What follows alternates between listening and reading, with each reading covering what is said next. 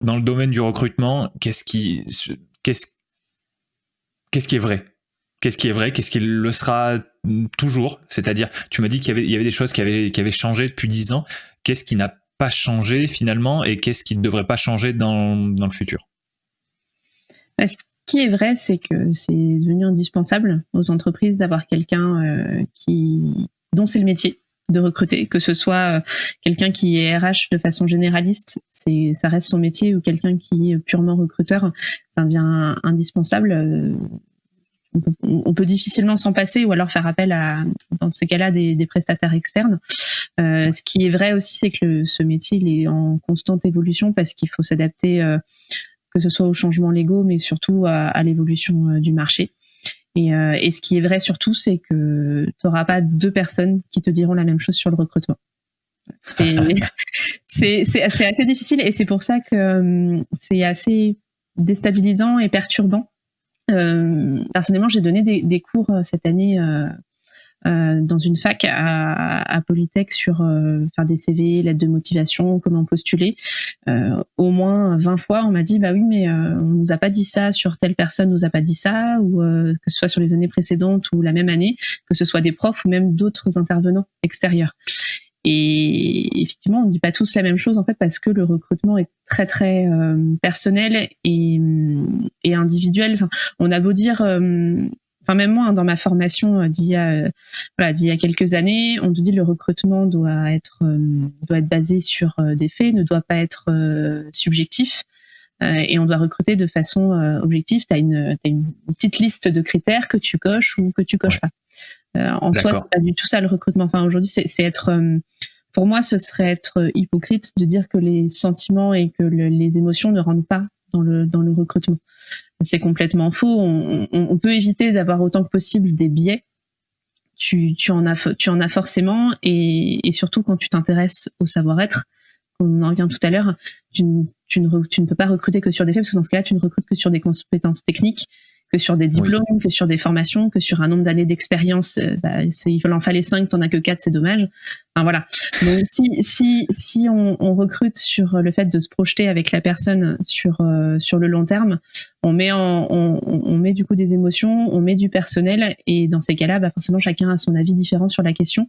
Et c'est un petit peu la problématique ou l'intérêt, je sais pas, de le voir de la façon négative ou positive, mais moi je trouve ça assez fort qu'on puisse chacun avoir un avis différent sur le recrutement, et malheureusement le côté négatif, c'est que ça amène plutôt d'incompréhension, comme toi tu peux l'avoir sur le fait que tu savais pas forcément quelles questions il fallait poser en entretien ou comment fonctionner. Tu pourras poser des questions à quelqu'un demain qui te dira que c'est important de demander les qualités et les défauts en entretien. Donc voilà, si je peux te dire quelque chose qui est vrai et du coup qui est très très difficile à accepter pour certaines personnes, c'est que le recrutement est très personnel et change constamment. D'accord. Et sûrement que d'autres personnes ne seront pas d'accord avec moi. Pardon ? Et sûrement que d'autres personnes ne seront pas d'accord avec moi. Ah ouais, mais tant pis pour eux, c'est toi qui es invité. Non, au contraire. L'idée, c'est d'ouvrir la discussion, d'ouvrir le débat cordial. Donc voilà, à la fin, tu nous diras si tu veux laisser un moyen pour que des auditeurs te contactent pour voilà, c'est toi qui décideras. Mais si tu décides de oui. Justement, je pense que ça peut être intéressant d'avoir des échanges, et les échanges sont pas intéressants seulement quand on est d'accord au début.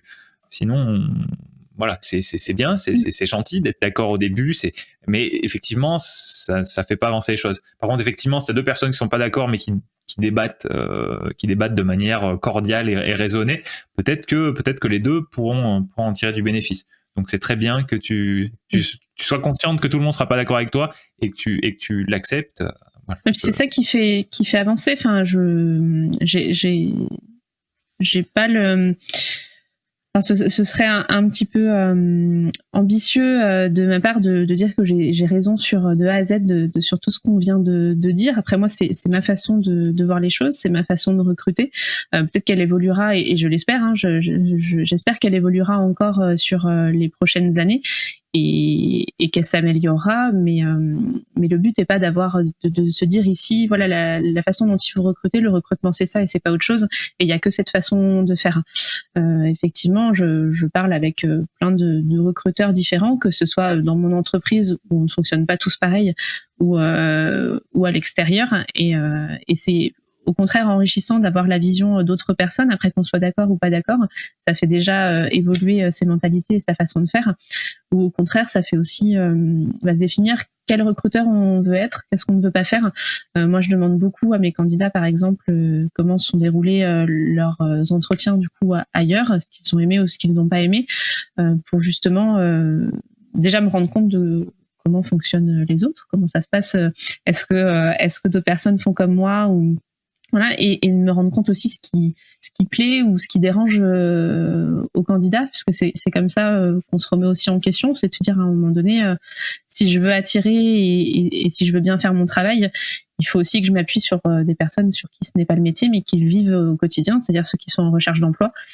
Et on avait jusqu'à présent, je trouve, trop tendance à leur dire c'est de votre faute si voilà, ça n'a pas marché à l'entretien, alors que peut-être c'est juste qu'il faut faire évoluer aussi la façon de faire, et surtout comprendre, s'il y a un message à passer, je trouve, du côté recruteur et candidat, c'est que il y a des fois des gens qui sont faits pour un poste ou pour une entreprise, surtout pour une entreprise, et d'autres qui ne le sont pas. Et là où je te dis que le recrutement est une question de personne, malheureusement, il y a aussi des fois où c'est juste que le feeling ne passe pas et passera sur le même poste mais avec une autre entreprise. Donc on peut pas dire que le recrutement n'est pas personnel par rapport à ça.